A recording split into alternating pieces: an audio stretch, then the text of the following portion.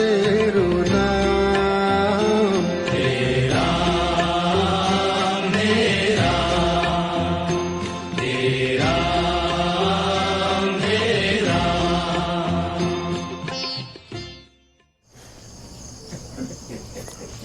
सारा सौंदर्य वो घड़े में है। तो कहा कि घड़े में कैसे चली गई? तो कहा आप देख लें, आप बहुत ही होशियार आदमी, तो गया जगह दुर्गंध भी आ रही थी और उसमें गंदा पड़ा हुआ था। यही संसार है। जब हमें मालूम हो जाएगा कि ईश्वर की है, ईश्वर के लिए है, उसके द्वारा नियंत्रित है, बनाई गई है, सब कुछ उसका अस्तित्व, उसका जो भी वैशिष्ट है वो ईश्वर का है, ये विवेक है, तो कभी भी संसार में अब वो समझेगा कि वो ये मामला है, मैं चैतन्य हूँ, मैं जीवात्मा हूँ। अपने स्वरूप का ज्ञान होना और जिसके बीच में रहें उसके स्वरूप का ज्ञान होना बहुत ज़रूरी है। तो अचित तत्व को आदमी जब समझेगा, आया ध्यान में जी, ये गुरु बतलाते हैं, ठीक है। ये आपको, और इसके बाद में चित्त तत्व बतलाने जा रहा हूँ। ये इसका कभी अंत नहीं होता है, ये हमेशा ईश्वर के साथ रहती है। जैसे संसार का विशिष्टाद्वैत सिद्धांत में प्रकृति नष्ट नहीं होती, सूक्ष्म हो जाएगी। जब संसार का प्रलय होगा तो छोटा आकार हो जाएगा, छोटा आकार। लेकिन जब वो अपना फैलाती है पूरा, तो दिव्य धाम तक उसका साम्राज्य है। लेकिन वहाँ बदमाशी नहीं करती। कहाँ पर? भगवान के धाम में वो बदमाशी नहीं करती। जहाँ पुलिस खड़ी है तो वहाँ कोई पॉकेटमारी करेगा क्या? मालूम है तुरंत पकड़ लेंगे। अब अलग बात है कि पुलिस वालों का ही वो कोई आदमी हो तो अलग बात है। ये कहीं सुन लिया इसी में, यूट्यूब में पुलिस वालों ने कहेंगे कि तो हमारी भी बतलाइए, क्लास लगा रहे थे। इसीलिए ये अंतहीन, वो ये अंतहीन है, प्रकृति अपरिचिन्न है, ठीक है, अद्भुत। और ये विष के खेत के समान है कि जैसे विष के खेत में घास भी विष, फूल भी विष, फल भी विष, और निरंतर उसमें ये उत्पन्न, जैसे खेत में एक फसल गई तो दूसरी आई, तीसरी आई, चौथी, निरंतर प्रवाहित होता रहता उसका विस्तार। ये अद्भुत है। लेकिन अज्ञान के कारण हम सब लोग उसका उपयोग करते रहते हैं। आया ध्यान में? और बड़ी जोरदार, ये सबसे जोरदार है और सब कम है। महतत्व जो प्रकृति से, ये अहंकार, उससे एकादश इंद्रियां, पंच तन्मात्रा, ये सब बहुत कमज़ोर हैं उससे, उसके व्याप्य हैं, व्यापक है प्रकृति। आपको पहले बतलाया जा चुका है, कार्य व्याप्य होता है और कारण व्याप्य। प्रकृति कारण है, उसका काज महतत्व, उसका काज अहंकार, उसका काज पंच तन्मात्राएं, एकादश इंद्रियां, पंच तन्मात्राओं का पंच महाभूत, सारा संसार उसका विस्तार है। तो इसीलिए वो व्यापक है, सब जगह जमाती है। केवल विवेक नहीं होने के कारण ये मामला गड़बड़ा जाता है। आया ना? और ये इनके कारण,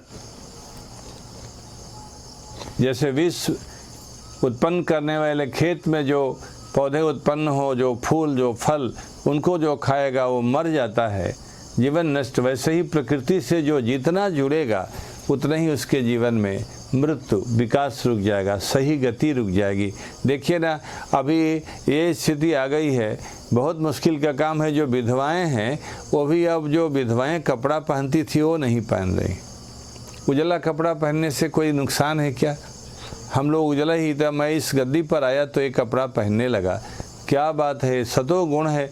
व्हाइट हाउस का आप नाम सुनते हैं, अमेरिका में गोमांस खाने वाले लोग अपने भवन, सबसे विशिष्ट भवन को उजला रखें तो गड़बड़ा गया क्या? दुनिया में अमेरिका का स्तर तो नहीं गिर गया उजला होने से? कई बार मैं कहता रहता हूँ कि राम जी का भवन बिल्कुल उजला था, फर्नीचर उजले, रजाइयाँ, तकिया, मसलन उजले, एक भी पूरे भवन में छोटा भाग नहीं था जो उजला नहीं था। ये वाल्मीकि रामायण में लिखा है। इसका मतलब अनादि परंपरा है। व्हाइट सबसे सतोगुणी गुण है, सत्व को प्रज्वलित करने वाला, सात्विकता को, लाघव को, ज्ञान को के जो कमल है उसको खिलाने वाला सारा। और उसको छो आप विधवाएं तक नहीं पहनती। विधवाएं तब चंदन वो लगाने लगी, बिंदी लगाने लगी, आप बिछिया पहनने लगी, पायल पहनने लगी। माने विचित्र स्थिति है। हम भी अभी संकोच करते हैं कहने में, नहीं तो भले आदमी हम सोचते रहते हैं कि, तो इसीलिए तुलसीदास जी ने कलयुग के वर्णन में लगभग 400 वर्ष तो हो गए कलयुग को, तुलसीदास जी को ज़्यादा, मानुष चतुष्सती बनाई गई थी हम लोग जब छोटे थे, तो मेरा ख्याल है तब से तो 50 साल और हो गए। तुलसीदास जी ने लिखा, विधवन के श्रृंगार नवीना, सौभाग्यवती विभूषण हीना, विधवन के श्रृंगार नवीना। जो सौभाग्यवती हैं, जिनका पति है, परिवार सारा जो, वो तो अब सिंपल है, श्रृंगार नहीं कर रही हैं, क्योंकि उनको तो जब पति का आकर्षण ही नहीं रहा, मालूम ही कहाँ से मिल गया ये आदमी बेकार का। वो किसके लिए? पत्नी श्रृंगार करती थी पति के लिए। आप लोगों को शायद ये बात ध्यान होगी, बड़े लोगों को, जब महिला काम धाम करके अब अपने कमरे में जाना होता था कि जब केवल पति के सम्मुख आना है, अब किसी के सामने नहीं, तो श्रृंगार करती थी। पूरा चंदन उस समय क्या था, वो रंग लगा लेती थी, नाखून पर भी, एड़ी पर भी, क्या बात, वही रंग लगा लेती थी। बिंदी, बड़ी बड़ी बेटी, इतनी कहाँ बिंदियाँ होती थी, बड़ी वाली बिंदी, बाल वगैरह झाड़ा, थोड़ा कपड़ा, ये वो जो भी। ये महिला भी श्रृंगार पति के लिए करती थी, अपने लिए नहीं, पति के लिए। और वो संसाधन कम था। अब विधवा होने के बाद में एक मर्यादा थी समाज की कि आपको कौन कपड़ा, यहाँ तक कि ठाकुरों में तो अन्न भी इतना देते थे जिससे उत्तेजना नहीं बढ़े, पति के लिए वासना उसके मिलने के लिए, उसी तरह की चटनी, उसी कम मात्रा में भोजन, वही वातावरण। तो विधवन के श्रृंगार नवीना, सौभाग्यवती विभूषण। एक हमारे परिचित के आदमी बोलते थे जोधपुर में कि महाराज पहले ज़माने में पत्नियां श्रृंगार पति के लिए करती थी, अब सुबह में ही लगा लेती हैं लिपस्टिक और सारा रंग के बाल झाड़। अब क्या करती हैं, फिर अब सब्जी लेने गई, कभी दूध लेने गई, फिर ये दिन भर करती रहती हैं, और जब पतिदेव आते हैं संध्या को तब तक सुपणखा हो जाती हैं। जब आप सुंदर में जितने फ्रेश हैं, शुरू में नहाए धोए, बाल किए, चंदन टीका, अभिप्राय जो ये सारा काम नष्ट होने वाला है। इसीलिए बुढ़ापे में भी संक्रमण हो रहे हैं। बड़ी बड़ी आयु में, आपको तो देखा होगा, आपने पढ़ते होंगे अखबारों में, विदेशों में बुढ़ापे बड़ी आयु में लोग पत्नी को बदल लेते हैं। 65 साल की पत्नी। अभी इमरान खान ने एक शादी किया था, जो पाकिस्तान का भी राष्ट्रपति है कि प्रधानमंत्री है, प्रधानमंत्री ने एक शादी किया, वो बहुत बड़ी आयु है। वो ऐसा एक दिन चित्र वगैरह उसका आया था, जैसे लगे कि थोड़े दिन में मरने वाली है, लेकिन उसके पास माल मटेरियल था, शादी कर लिया। इमरान खान कौन?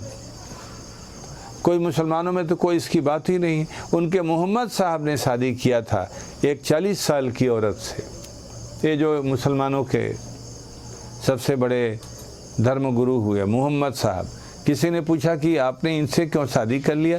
कहा कि मेरी आयु 25 साल की है, इसकी 40 की है। बोले कि फिर इतना डिफरेंस क्यों?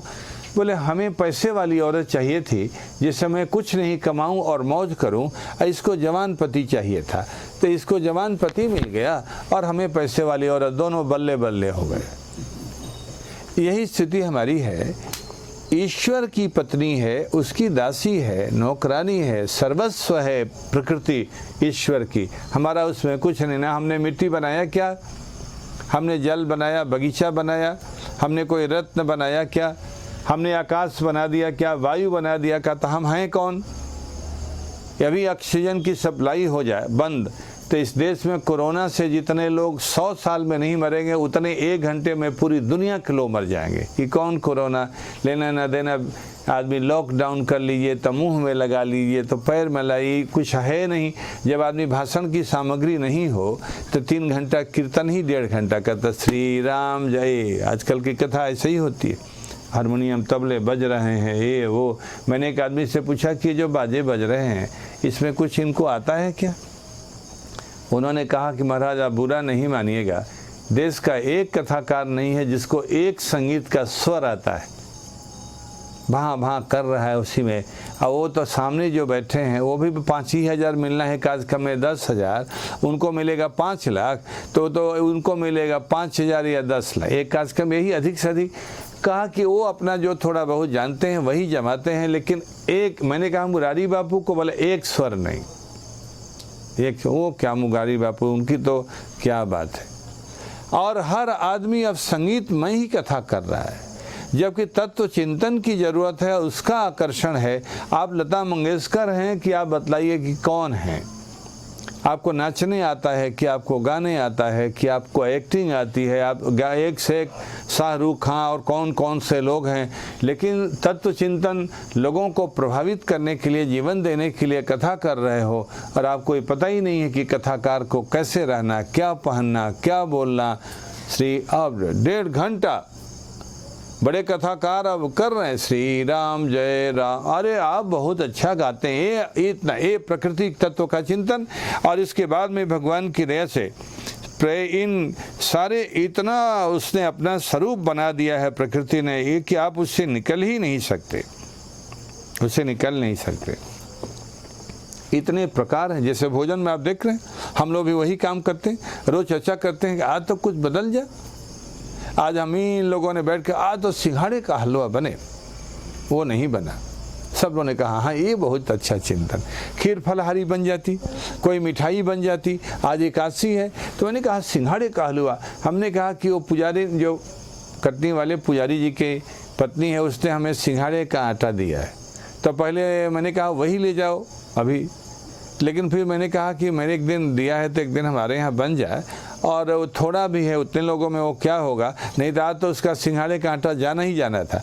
अभिप्राय जैसे हम लोग ये चिंतन करते हैं कि भगवान को क्या भोग लगे, कौन सा प्रसाद लोगों को मिले, हमें क्या मिले। हमें तो कल वाली चक्की भी नहीं मिली, आया ध्यान में,